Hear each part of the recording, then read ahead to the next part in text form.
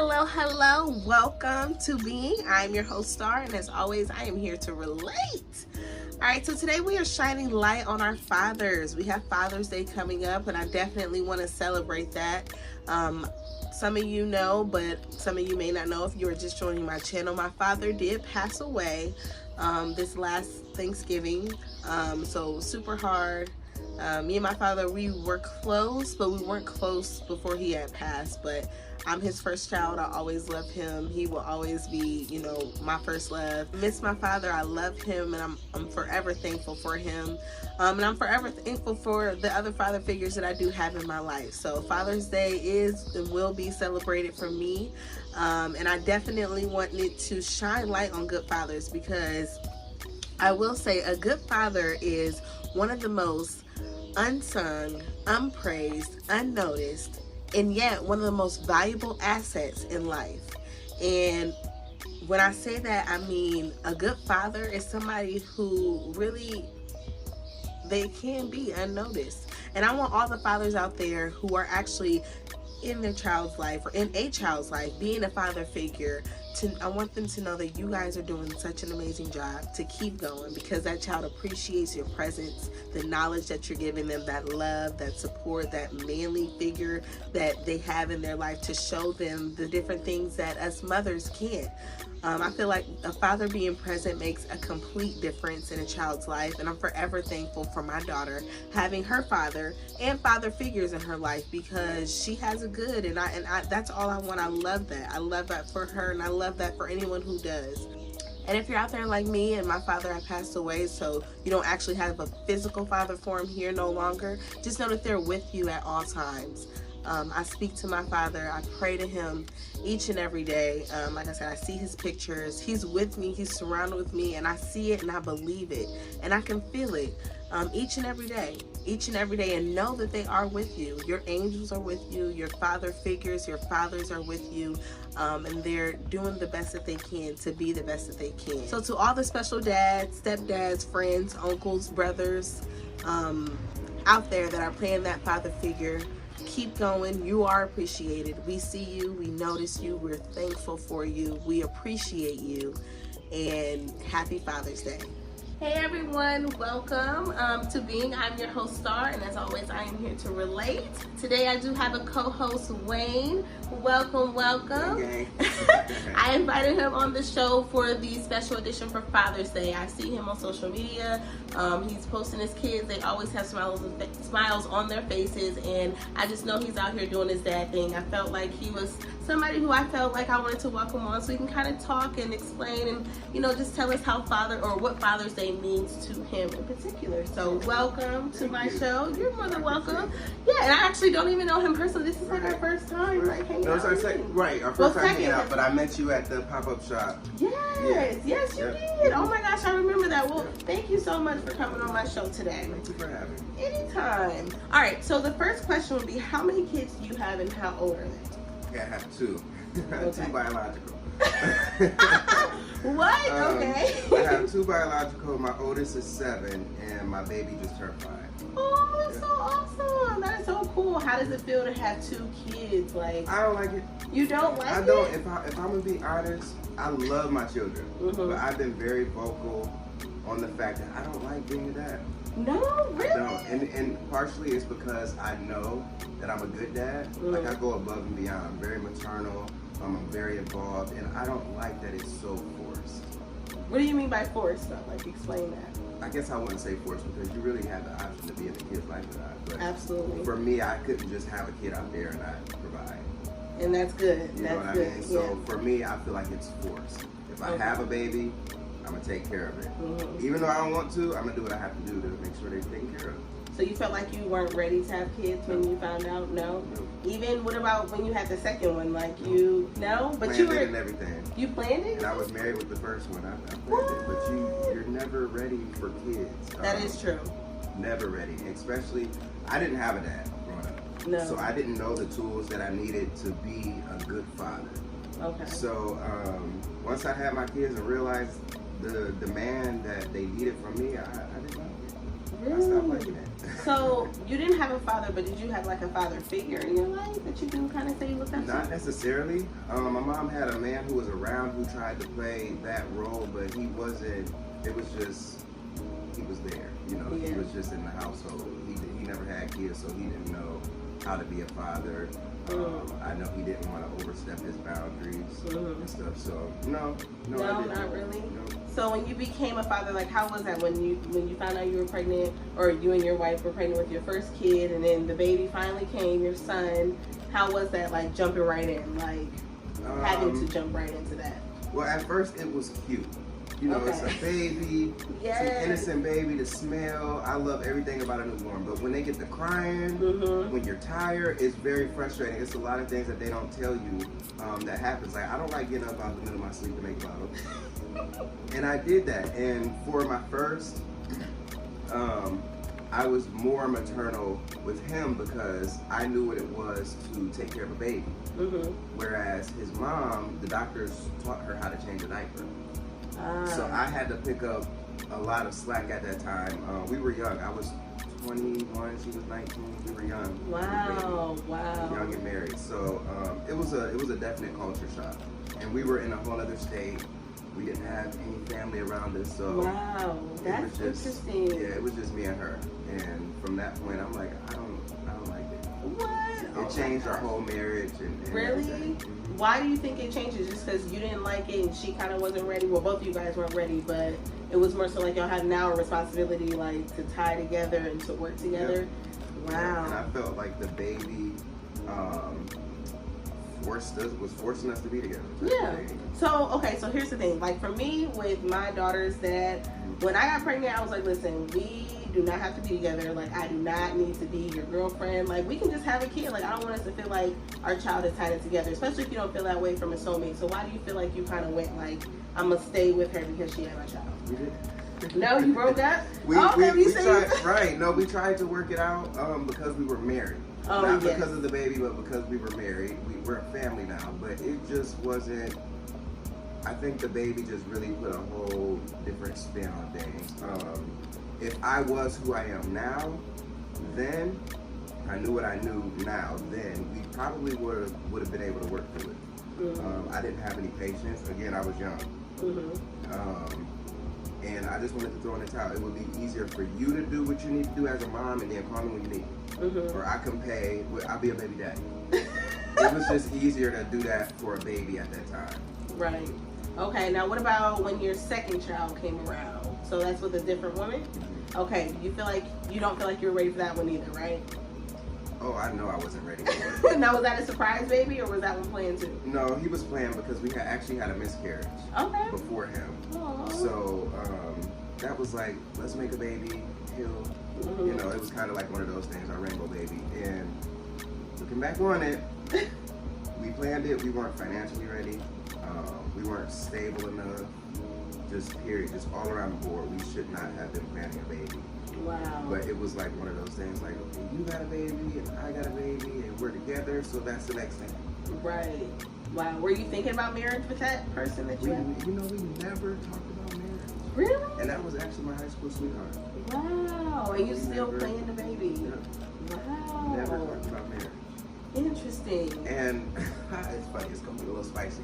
We were actually both still married. Really? Not to when y'all each were other. together? Yep.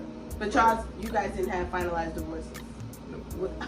Woohoo! That would have been even until like maybe like 4 months before the baby was born. Wow. Now your sons have both your sons have both your last names, right? Yeah, okay, that's cool. Wow. Now, did you stay with her for a little while after the baby? It went a little Longer, better than your wife. longer than the first one. Okay. Yeah, longer than the first one. But again, we found ourselves. It changed, and we found ourselves forcing it because of the baby, and two, because we were trying so hard to prove to people that we could be together, even though we were still married, and we were just beating a dead horse. And then when the baby came, it was just like, okay, wow. let's just end this here. Yeah, and let's just go our separate ways.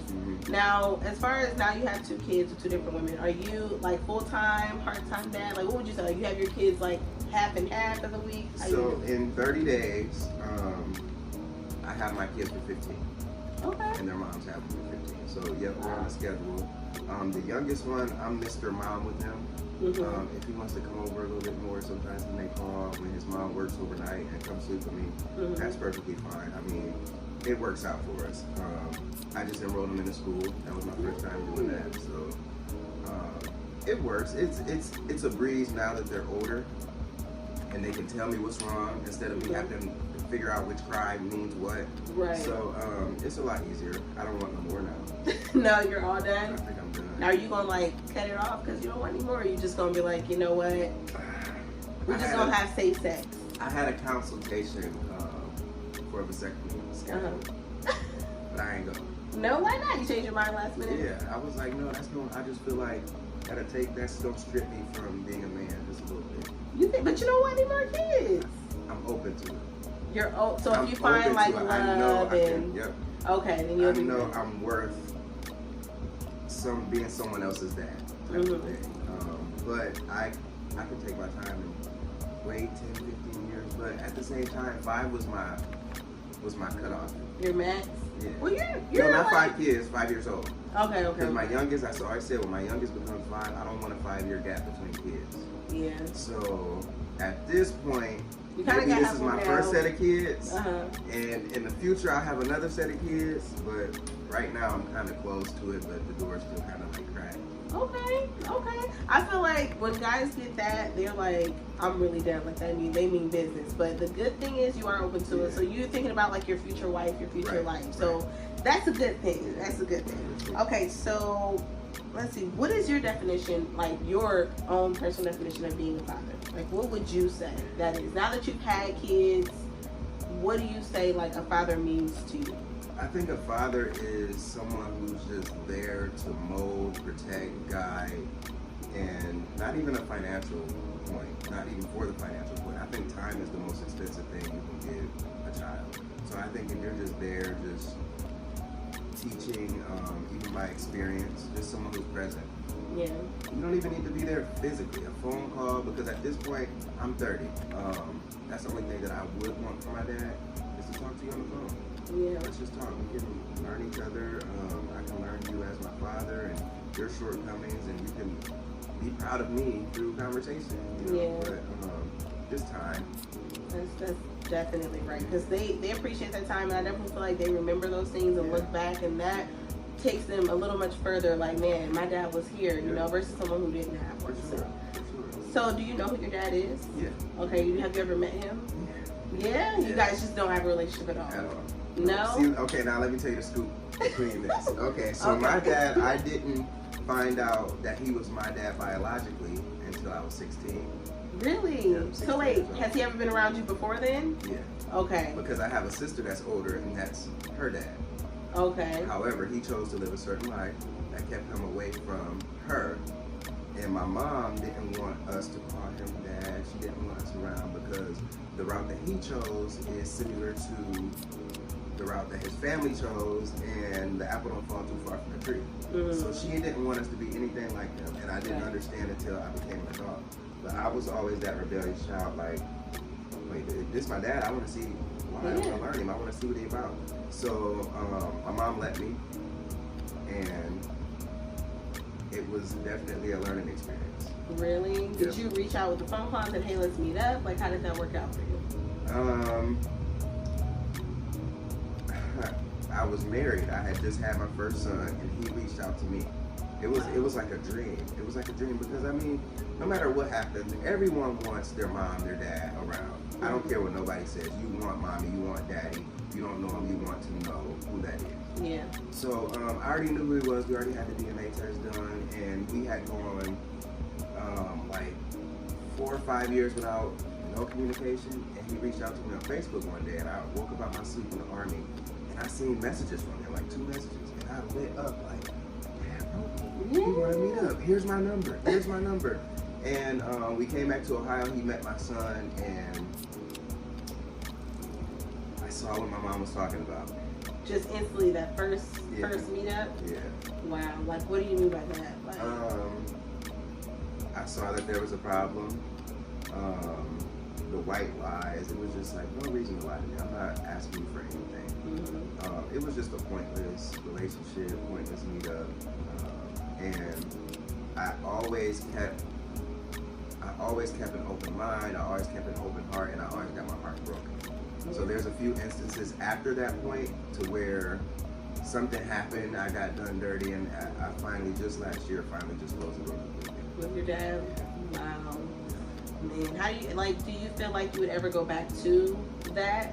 Even, like, you feel like you can heal from whatever had happened between you guys? I feel like my life now is revenge.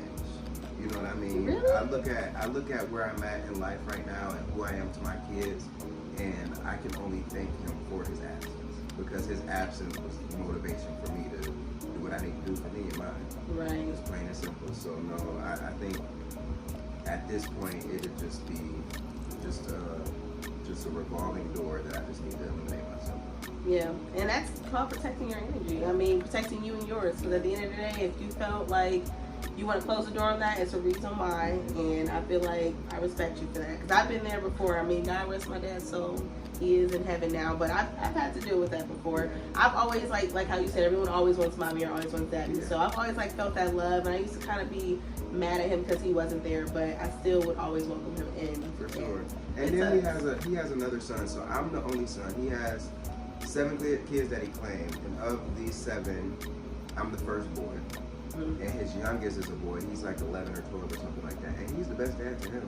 Right? Like damn near full custody of this one. Single dad to this one, and he doing the daddy thing all day. The way. And it's like, damn, like I'm your firstborn. Why you feel that way, right? Like, damn. Right. But okay. Only because we were relating right now. Because I felt that way. So, do you ever think, damn, why is it like that? Or, do you feel like maybe your youngest brother probably has some qualities that your dad may have that you kind of wish you had because of that? Or, you know what I mean? Or has there always been some type of envy because your dad felt that way? How have you felt towards that? Honestly, being around, I feel like he has it worse with him being in his life. Really? Yeah. I feel like once he's my age, he's not gonna have it as good as me because he had his dad. Yeah. So no, I don't have any resentment or anything. I do look back like, damn, I wish I had that. You know, I wish I could go up to my dad and just give him a hug at 10 years old. But I mean, you live, you learn, you go through life, and I mean, we'll see in 15 years. 15 years? Yeah. So how old is your little brother then? He is, I say 12, 11 or 12. Wow.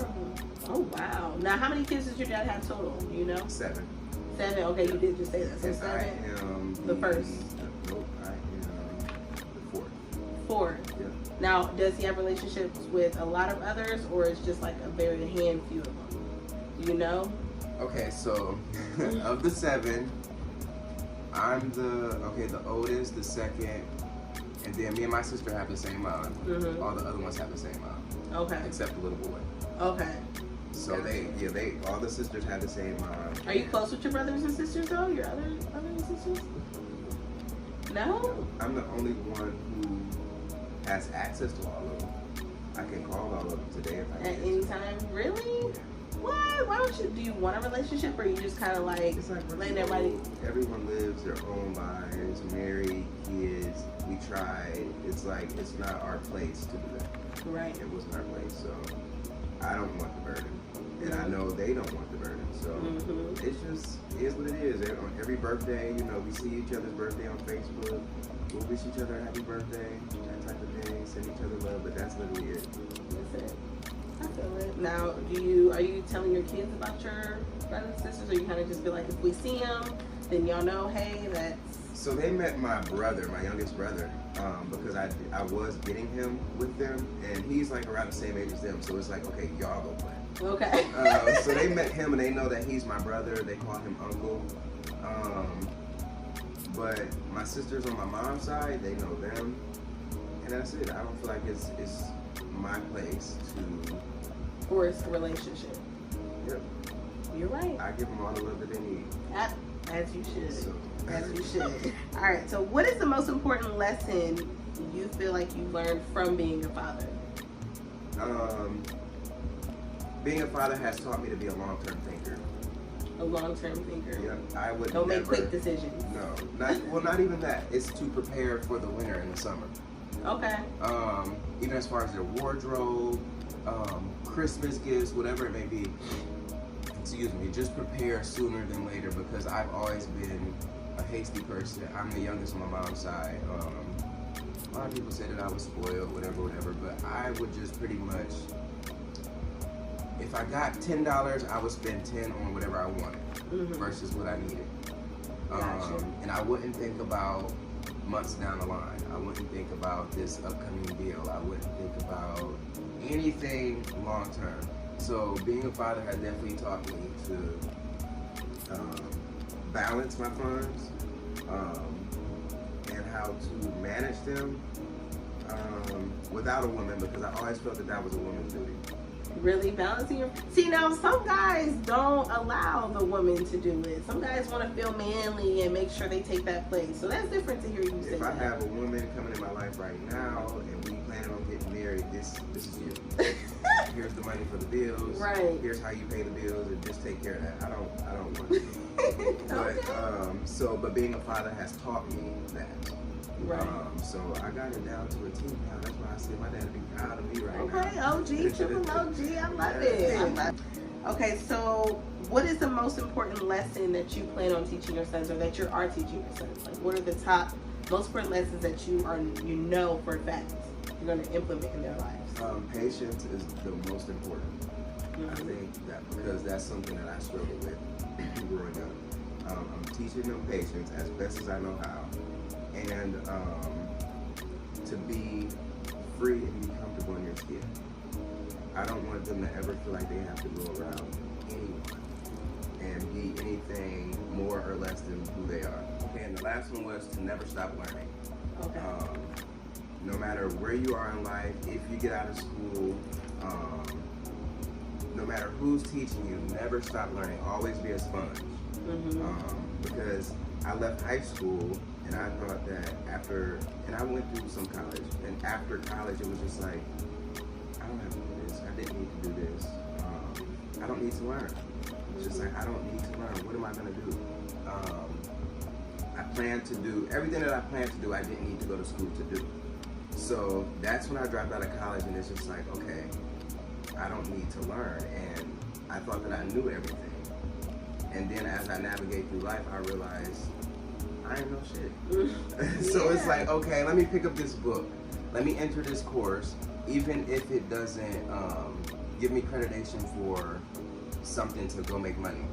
I'm still learning for myself and implementing that in my life. So just never stop learning. That was a really big thing for me, because I really strayed away from learning. And I love to learn. I love to read. And just because I didn't have anybody forcing me to learn, I didn't have a teacher asking me for these assignments, I kind of got away from that. But now it's just like, yes, learning is like the best thing ever. Right. I feel like a lot of us as adults kind of drift away from it at some point in our lives, and then we kind of need something to motivate us or bring us back. So, especially now with social media, we have so many distractions. Absolutely, and I can completely agree with that one. So, and then you just want to just slide through all that. Nobody wants to read a book. We're just about to hop on Snapchat or something. Because it's right there. It's easier. It's entertainment. Yeah. Absolutely. Well, that's good advice. Okay, I love it. All right. So, what do you look forward to the most about being a parent in your son's lives? Like, what is something you're like, man, I can't wait. Like, this is something I'm like, I'm gonna do with them. I know. Just right now, spending time, because they are so funny. I've caught a lot of crap because I let my kids cuss. What? You do? Yep, what? at their age. Like, how? When did you let? Like, when they first said that first word, you were like, go ahead. Okay, it's because my oldest son, he slipped up like 2 times, and he cussed, and he would look at me like with so much fear, like I was gonna kick his tail. And it's just like, no, baby, if you know what the word means, say it. Because I'm your first teacher, and I'm using these words, so you know how to use them. And I didn't want them to fear me, because I don't have to whip my kids or put my hands on them. I just talk strong to them, and it gets the job done. Right. So when they're around me, they won't do it. If, like, for instance, if you were here, they wouldn't cuss around me. Okay. It's just literally just me and them. If there's other kids around, they won't cuss. At school, they will not cuss. You taught them that, or they just know not to do it? Did I teach them? I guess I did. It was kind of teach like them. an unspoken rule. Yeah, Okay. I think it was like one of those things. And it's just them. It's just them. I allow them to be themselves. I don't say, hey, you can cuss. There's certain cuss words that I said that they couldn't say, but they know what they mean and they say them anyway, and they don't use it. They just use it in sentences instead of like at each other. Okay. Like, oh, dad, this bitch pissed me off. Instead of saying, bitch, you know, calling each other bitches type thing. So, okay. It's a balance. It's a balance, but I do.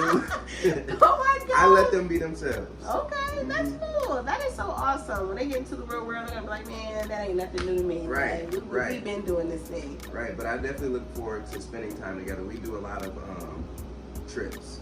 Like, this is my weekend with my kids. The baby's in Florida right now with his mom for his birthday.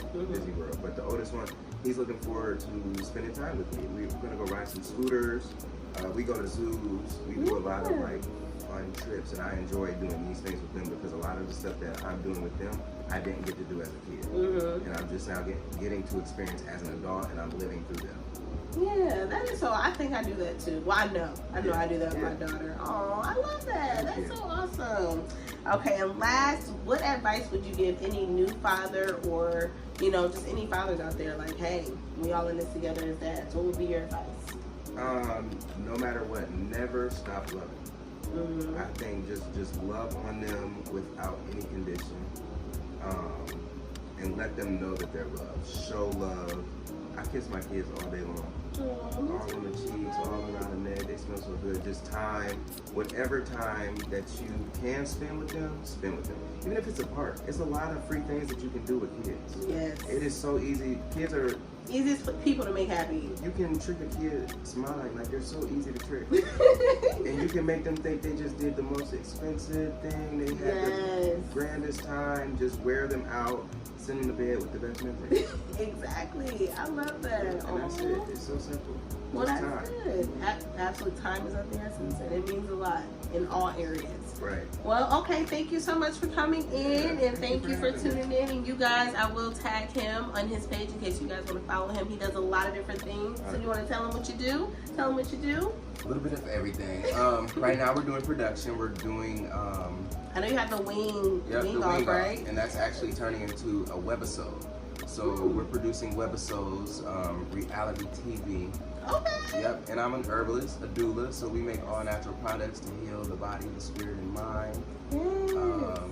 And that's pretty much it. I try not to work. I'm supposed to be retired. I don't. Retired? Yeah, I don't like to work. I want to spend time with my kids. This one time my son came up to me and was like, Dad, you spend way too much time on this fucking computer. I said, you're right, baby. I'm sorry. Close the computer. Let's go outside. So that's why I say I don't like to work. I just like to be involved with the kids. So don't hit me up for no services. No, but come to the wing. Come to the web. Yeah, web off, right? It's a wing off. Yep. Okay, got you. We'll come there. Yep. We'll definitely post that and promote that. And once again, thanks for coming in. All right, see you guys next Monday. Bye.